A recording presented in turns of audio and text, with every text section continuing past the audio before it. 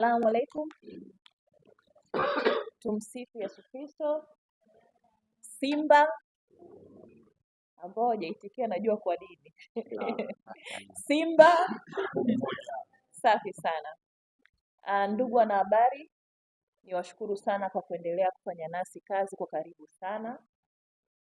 Lakini vile vile kwa viongozi wetu waandamizi ambao wako hapa, viongozi wetu waliopita, viongozi wetu wa sasa, niwashukuru sana kwa jinsi ambavyo mmekuwa mnaonyesha ushirikiano mkubwa kwa klabu yetu ya Simba Sports Club, klabu ambayo imeendelea kuongoza katika Afrika Mashariki na Kati, lakini vile vile tukielekea katika azma ya kuwa moja ya vilabu bora na vilabu bingwa barani Afrika.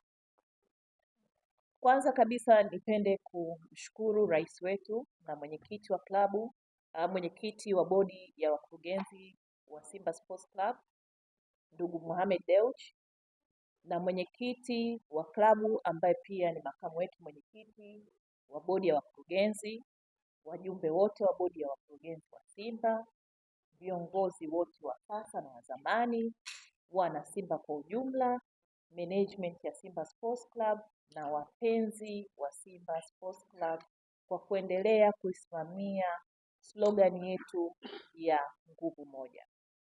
Nafahamu wote kwa pamoja tuna kiu kubwa ya kupata matokeo, na matokeo haya sio katika kushinda tu mechi hii, lakini matokeo haya ya pamoja tunaenda kuyapata kwa kushinda na kufuzu, kwa sababu tukipata magoli mawili bila hatujafuzu, tukipata moja bila hatujafuzu. Kwa hiyo azma yetu sisi kama management ni kuhakikisha tumeweka mazingira wezeshi, mazingira sahihi ili kuisaidia timu yetu kupata matokeo ambayo yatatuwezesha sisi kufuzu.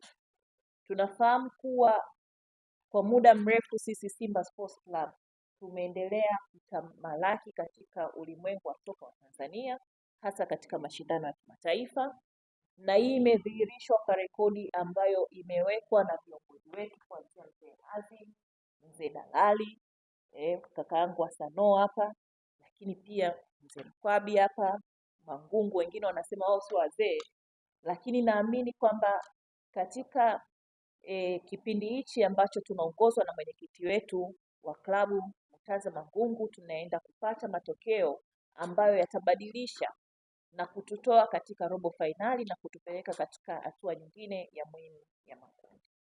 Sasa sisi kwa upande wetu wa management, masuala ya kiutawala yanaendelea kubaki kuwa ya kiutawala, lakini niko hapa leo kuwataka Watanzania, hasa vijana, kina mama, waweze kujitokeza kwa wingi katika mchezo wetu wa Jumatano utakaofanyika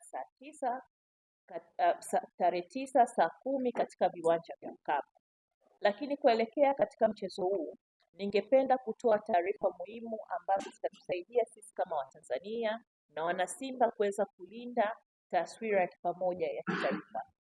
Tunaendelea kushirikiana na serikali, vyombo vya ulinzi na usalama katika kuhakikisha kwamba ulinzi na usalama siku hiyo unazingatiwa kwa kiwango kikubwa, na tayari waliotangulia wametueleza ni umuhimu wa sisi kama klabu kuhakikisha kwamba hatutopata au hatutotozwa tena faini ama kupewa adhabu. Kwa maana yake sisi tunawataka wapenzi wetu, na tunawafahamu wapenzi wetu, tunawafahamu na wasio wa kwetu tunawafahamu, lakini sisi kama Simba Sports Club tunawataka wapenzi wetu kuhakikisha kwamba wanazingatia mazingatio yote yatakayowekwa ya ulinzi na usalama. Na siku hiyo ulinzi umeimarishwa kweli kweli, na kwa kushirikiana na jeshi la polisi hatutoruhusu mtu yoyote ambaye sio mwana Simba atuharibie shughuli yetu. Nimeongea kwa msisitizo, kwa maana kwamba sisi kama klabu tumeimarisha ulinzi kila kona. Wakati mechi yetu inaahirishwa siku ile nyingine, yalitokea maneno, kulikuwa kuna wazee, mbuzi, watu wafupi ama wasema mzee Dalali, mabasi yasiohitajika. Lakini mimi niwaulize maswali. Katika pita zenu kwa jinsi ninavyowajua ndugu zetu, kungekuwa na basi la BM, msingeliona kwenye video picha? Lingeonekana. Wazee wafupi wangekuwepo, wasingeonekana? Au walikuwa wanaona wao tu, sisi hatuwaoni?